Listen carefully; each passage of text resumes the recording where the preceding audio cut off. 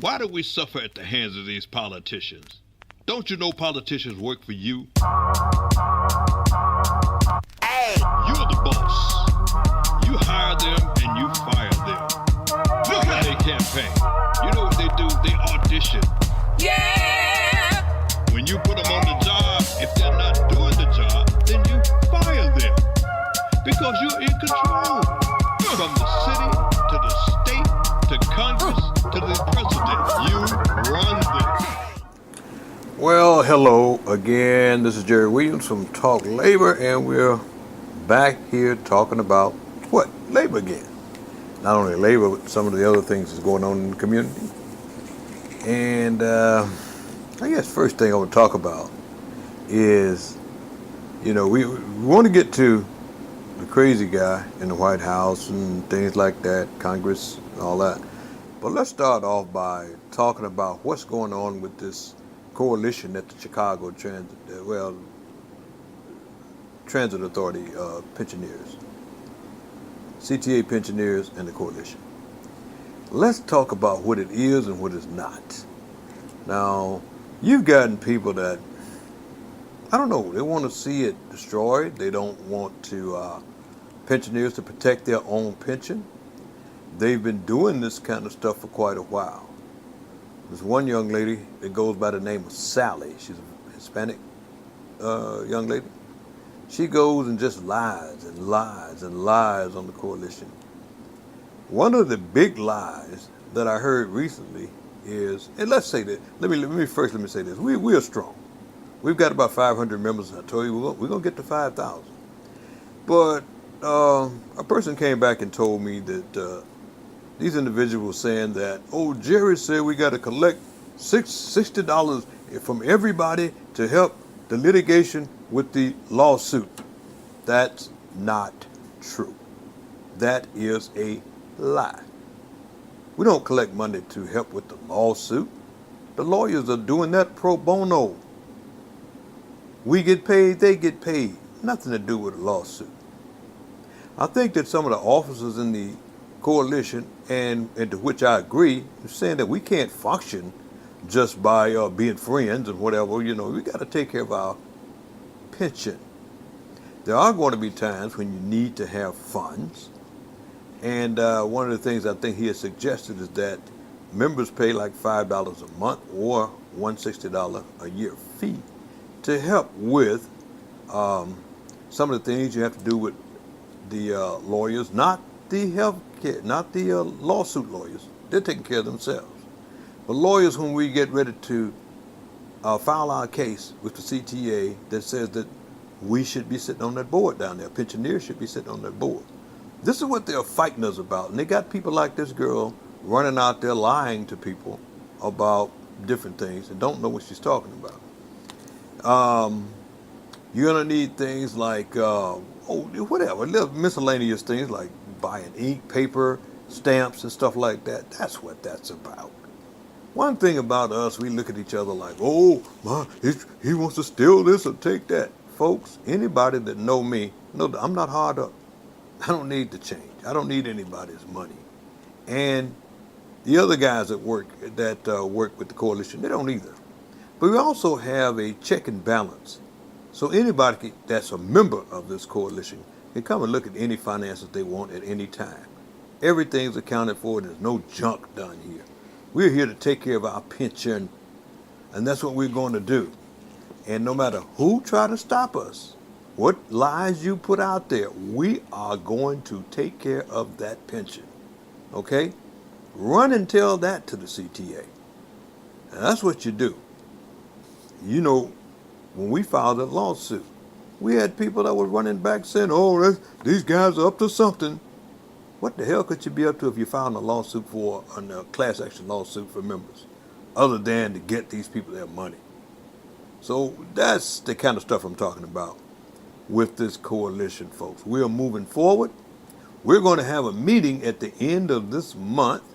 It looks like it's going to be January 28th, but you will be contacted if you are a coalition member. If you want to join, you can come down to the meeting. You'll be contacted by the secretary, which is Suzette Smith. She's going to contact you and let you know where, when, and what's necessary for you to be at that meeting. And we don't just have meetings just to sit and do kumbaya. We come and give you and fill you with information so that you'll know what's going on with your pension. A lot of people think that. Okay, you did a good job, Jerry. We're looking to get our money back and the money that they took from us. That is true. But that's not going to stop there. They're going to come after you again and again and again. And we got to be able to stop that. We have to be able to stop that. When I tell you that the trade unions vote with the CTA 90% of the time, I can prove it. These guys are supposed to be labor. We're going to kick them out of there and put a pensioner on that board. They don't have any business being there. Now run and tell that, because that's what we're going to do. We're going to protect our pension. People that retire today, they don't retire and die anymore. They retire and live 20, 30, 40 years. And that's why we put that retirement money up there. People don't realize that CTA was taking money out of our check, 7%, and they were paying 10% at one time. And people say, well, your money don't amount to that much, but CTA contributed, 10%. People, CTA didn't contribute anything. You got to understand this. The 10% that CTA was putting in there, those were our deferred wages. They are called deferred wages, meaning that rather than take that money and put it in our pocket, we told CTA, take another 10% out and put it into our pension so that when we retire, we will have a decent way of living. That's what that's about. But what has happened, we found that these people not only are not doing what they should be doing, but they've taken control away from the unions. We had control. CTA had control, unions had control, equal control. CTA has the control now. And the trade unions, who are supposed to be working with the ATU unions, are dancing their little butts over there every time CTA says vote. They run over there and vote with CTA. We're going to bust that up. They don't like it, but we're going to stop it because the law says that a retiree should be sitting at that position, not a trade union person. They don't have any skin in the game because they don't represent anybody there. Maybe 200 people, but you got 7,000 to 9,000 retirees that are not represented, and the law says you should be represented. So we're coming after you. Run and tell it, Sally, and any of you people that, love to run and tell CTA, whatever you like to tell them. Do I sound like the mad black man again? Because I am. Okay? Now, I'll tell you what. We're going to get off of that. Like I said, it's going to be a meeting. It's going to be on the 28th. We're going to want you there. We're going to want you there. You'll get the chance to find out a lot of things that's going on with your pension. You get to find out what's going on with the lawsuit. You get to find out all kinds of things because you will be a member of that coalition. Okay? So you're going to get the phone calls or the letters sent to you, making you aware that that meeting will take place. Okay. Now, I tell you what. I want to talk about what's going on with the people in this country, what's going on with the people in this state. You all know we got a election coming up for the governor of the state of Illinois. Last time we didn't get out and vote. We did not get out and vote. Check with one precinct, especially with African Americans, they say 39% of the people voted. 39% of the people. Now they're dogging you, killing your schools, taking away all kinds of things. When you put that boy Bruce Rauner in. We tried to tell you all to get up and vote. I think you're ready to vote now. I do believe you're ready to vote. And you got some viable candidates on the Democrat side that you can choose from, in my opinion. And when people tell you, well, you know, they're all bad and they're all the same, you got to be a damn fool. Because Republicans have tried to take things away from you since time began. Democrats have been fighting for you. Good, bad, or indifferent. They've been fighting for you. They have passed legislation that makes sure that America is taken care of. And I mean your construction, your road construction, jobs. We're talking about when you get sick, thanks to the only president I've seen in the last 8, 9 years, Barack Obama, your health care. Just so many things have been done. So you got to get your butt out there and vote. Listen, I'm gonna take a break and we're gonna come right back. Got some good stuff for you. Don't go away. You got to listen and you got to be a part of this. You can't just sit back and say, "Do it for me." You got to be a part of it. Okay? I'll be right back.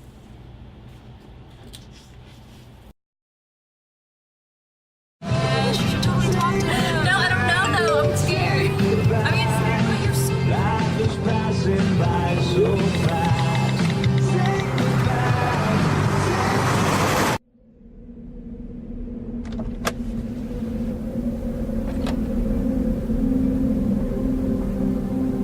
Do you know that you're in my lane? No, not at all. Are you not paying attention? Are you texting? I was just checking in with my mom. I was telling her that I thought we'd be home by 6. It's okay. There's enough time. Just pay attention. I'm not even halfway through my text. There's no way. I'm not even going to look up. My babies are in the car. You have to pay attention. It's just supposed to be a quick text. I'm so sorry.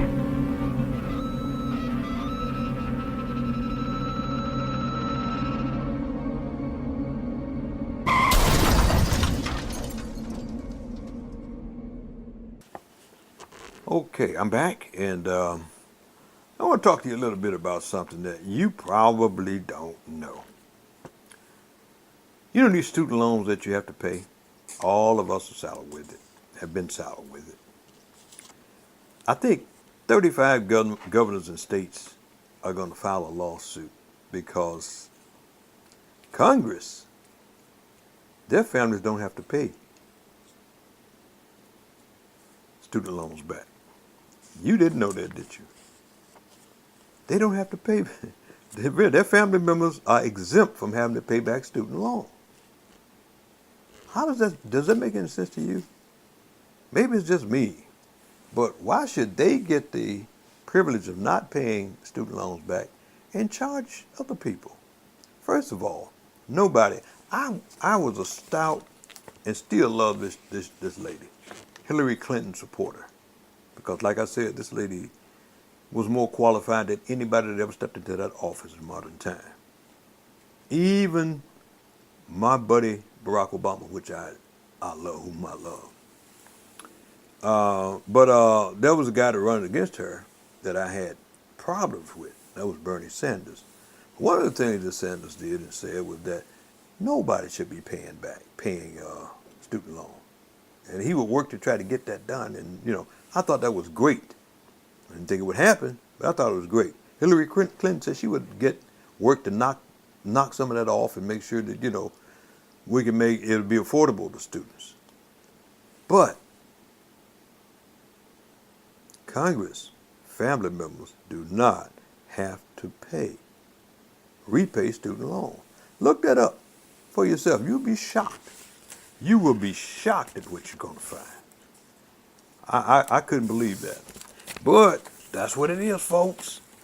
You know, you see it all the time. That's what it is. I don't want to get into that situation with that fool that basically said, calling the certain countries, you know, shithole countries, because they are countries with color people, and say people should be coming from Norway. This man is silly. He's stupid. People are focusing on him while the Republicans are stealing us blind. They're using that clown to get everything they want to get out of people. Look at that tax cut that they got for the rich. Look at some of the other things that they're trying to pull. And that old pop-eyed Paul Ryan, he thinks nobody's he don't think he can lose the election. I would love to see them knock him out in Wisconsin. I'm not lying. I'd love to see them knock him out in Wisconsin. But this is what you're dealing with. Now, what I do want to talk about is Walmart, how slick they think they are. You know, they want to try to make you think, oh, we're going to give you a break because we got these tax breaks. We're going to give you a bonus. I think some of them amount to $11 and some of them amount to $200. And Walmart said that they're going to raise their starting hourly wage up to $11 an hour. Woo, that's great. That is great. Whoa, that's great. But, you know what they did? As soon as they did that, as soon as they said they were going to do that, they closed down 600 Sam Club stores. And they just closed, they didn't just close them down. They closed them down without even making the people aware that they were going to close them down. They closed them down. People came to work and found out, hey, you don't work here no more. This is not a joke. I'm telling you, this is the truth. I said 63. This is the truth. They came to work and they said like, no, you don't work here anymore. 63 Sam Club stores. They closed down. Do you believe that? They didn't tell the people anything. What are they going to do? What are they going to do? I ran into a jackal a couple of days ago. Been working with this real estate company. And, you know, got a brother that's incapacitated, can't, you know, fend for himself. So I've been taking care of and paying his rent for him and all stuff like that.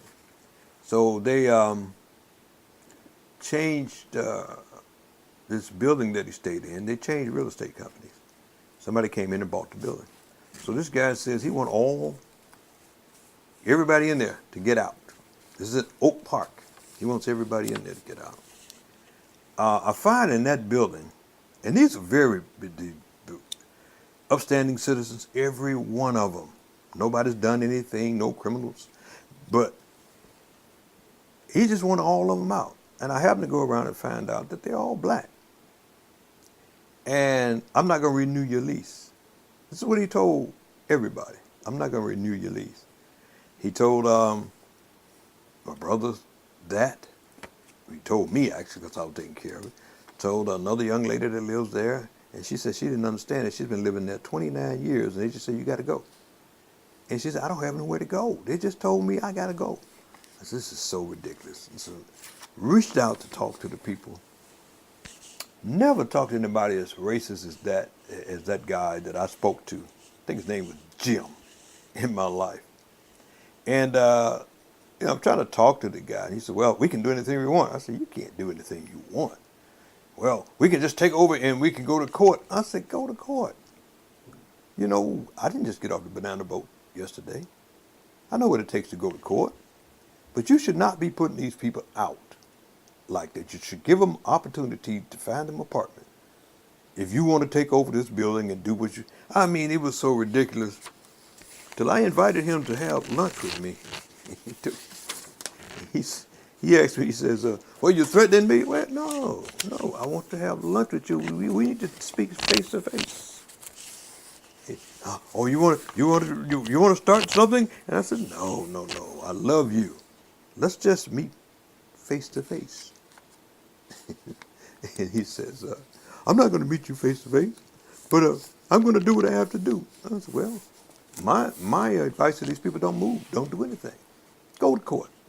Go to court with him. Make him go to court. Make him spend that money. That's what you do. Take your time. Move out. You don't have to stay in that building with that guy. But anyway, that's the kind of stuff you're running into every day. Now, when you talk about racism, I want to talk about something when I come back, okay? Something that you are not going to believe with your sisters, your black sisters.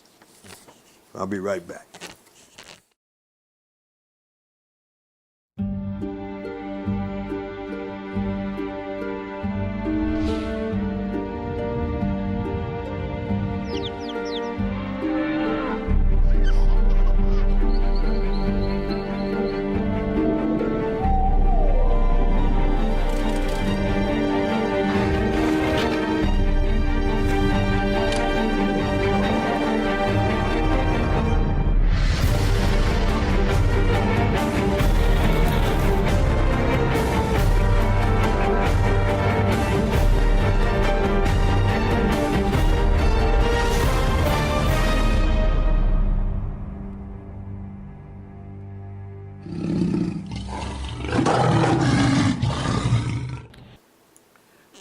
let me tell you something. I'm back, and I want to talk to you about racism.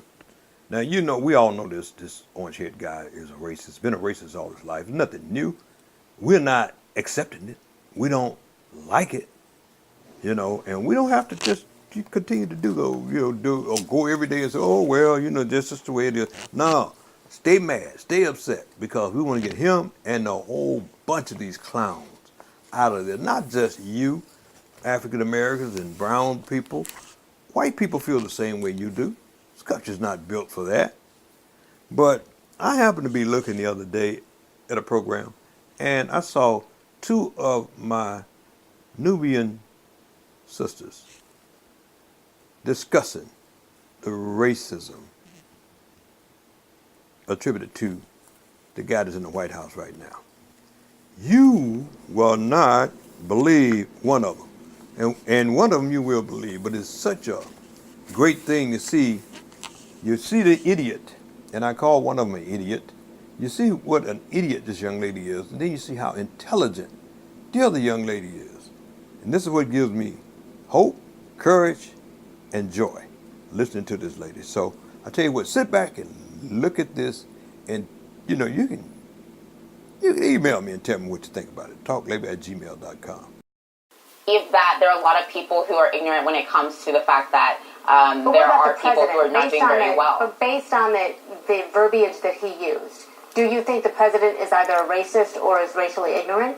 No, I don't think he's racist, because when it comes down to it, it's the policies, it's what he actually does, his actions that take place that show what he does. He was talking about why are we letting people from these countries into the U.S. He was talking about immigration policies. If we're going to talk about, you know, what people are saying as well, then I guess Hillary Clinton, who told black men, like my father went to Nigeria to say that, well, let me finish, was that black men were super predators, and here we're not talking about that. So I think it's fair to say that we should focus on both sides. I'm sorry. I want to give Wendy a chance to chime in here. Wendy, your reaction.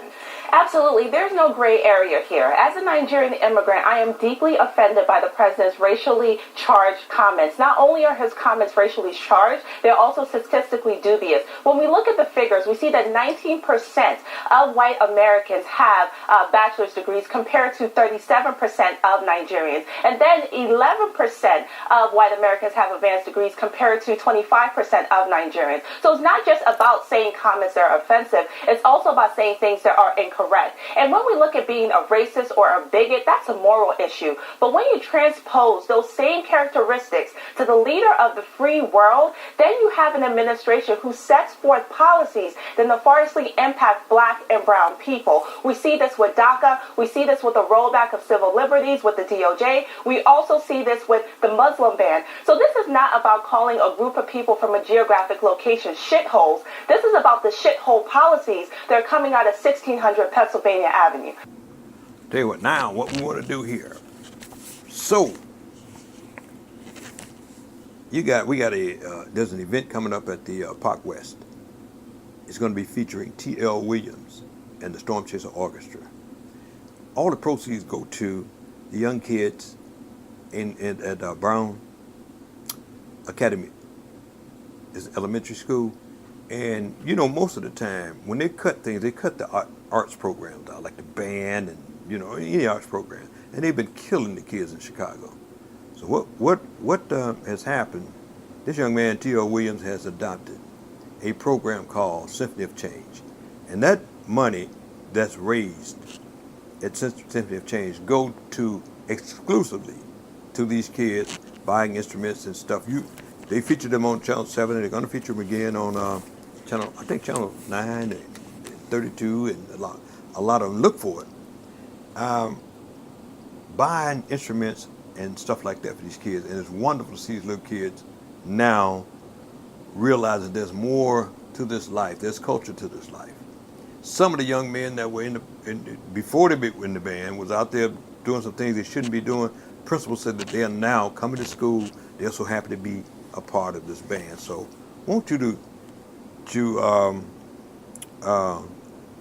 support this, okay? And one other thing I want you to do before I leave. Now, you think that you think that you can dance. You know, you think you can dance, right? I'm going to leave here with this one here.